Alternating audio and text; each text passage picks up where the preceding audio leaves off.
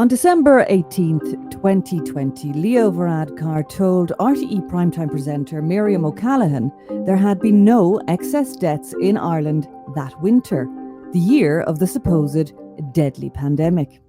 Let's bear in mind that this winter in Ireland has seen no excess deaths. Yes, sadly, there have been people who've died from COVID, but no more people have died this winter than any comparable winter for the past 5 years. In fact, compared to today's shocking excess death figures, 2020 was not an exceptional year.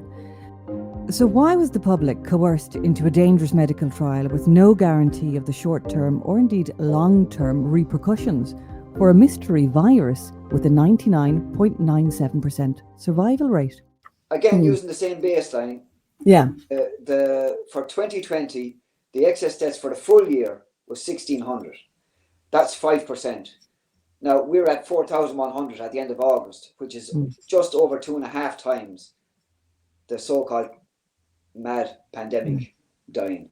Even RTE News reported in July 2020 how HIQA had overstated so-called COVID-19 deaths. The true burden of excess deaths caused by COVID-19 may have been overstated, according to the Health Information and Quality Authority. It says there's been a 13% increase in the number of people who've died here during the pandemic, but that deaths linked to the virus may have been overestimated. HIQA says there were about 1,200 more deaths than expected between March and June compared to previous years. That's substantially lower than the 1,709 people officially recorded as having died from the virus. Some of the people who died with COVID-19 may have died during this period from other causes. Leo Varadkar openly revealed in July 2020 the suspect manner in which COVID-19 deaths were counted in Ireland. And of course, countries count differently. One thing we always did in Ireland was to count cases in care homes from day one. Other countries didn't do that. We counted suspected cases even when there wasn't a laboratory test confirming that the patient had COVID. Other countries didn't do that. And we didn't discount people who had underlying conditions like other countries did. So if somebody had stage 4 cancer, was in a nursing home and was suspected of having COVID but didn't test positive for it, we counted that. This unreliable methodology was confirmed again by Dr. Tony Houlihan, then Chief Medical Officer. So we follow the most recent advice in the ECDC, which is around adopting the WHO definition. So what we will count as a case here is if there's a lab confirmation in death, irrespective of what contribution the illness played to your death. So we count that. And we also count any circumstance in which a doctor essentially assesses as part of their certification of the cause of death that even when there isn't a lab confirmation that the illness of COVID-19 was associated with your death was important in the causation of death. If there is no lab confirmation, but the death cert says that there is an association, that will also go down now, so we'll count that both probable, as it's called, along with those confirmed. But many of the confirmed does not necessarily mean that the doctors concerned believe that it was an important cause of death, but we, in line with the international advice, that's what we report. On September 18th, 2023, Leo Varadkar said he should have extended lockdown in December 2020.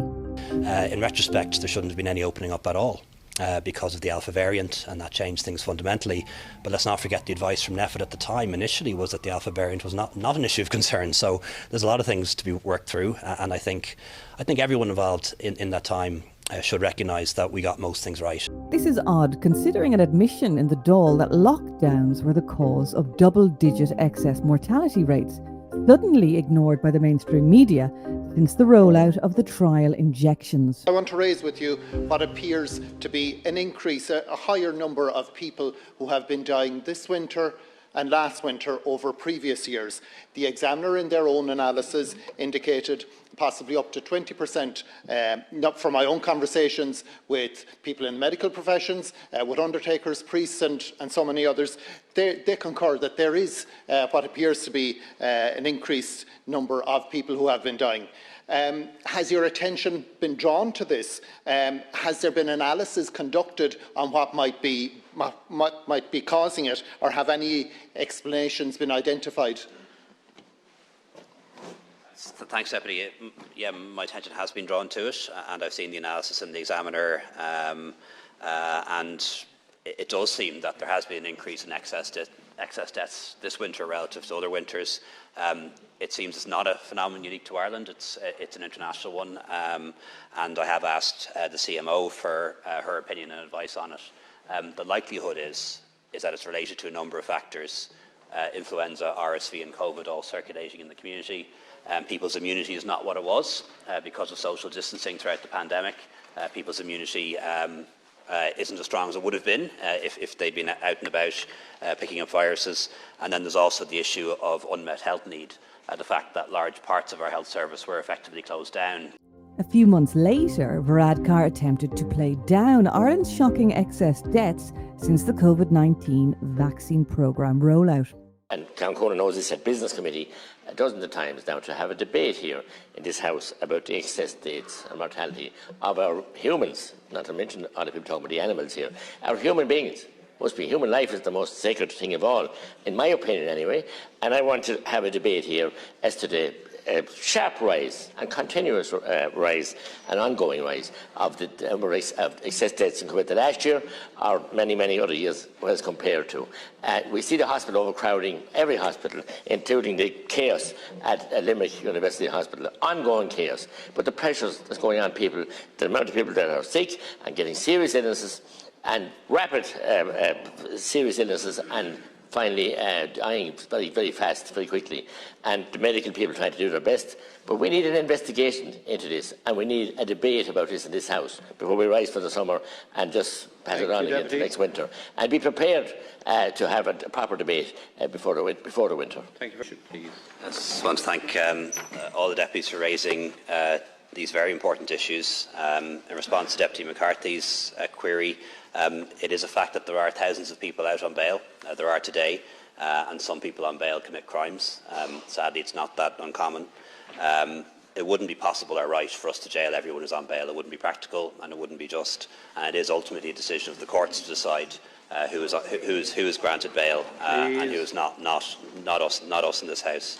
In relation to, I'll come to that. Please, can the Taoiseach answer?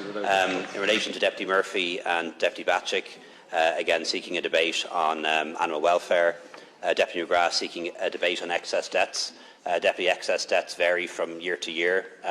Look at the course of excess deaths over the past couple of years. There isn't an increase. There have been 14,600 excess deaths in Ireland since 2021. So far this year, 2023, deaths are up 19.7%. The mainstream media, who were paid to promote the trial injections, are ignoring the story. You can find out more on irelandexcessdeaths.com, and as always, verify the data for yourselves and start demanding answers.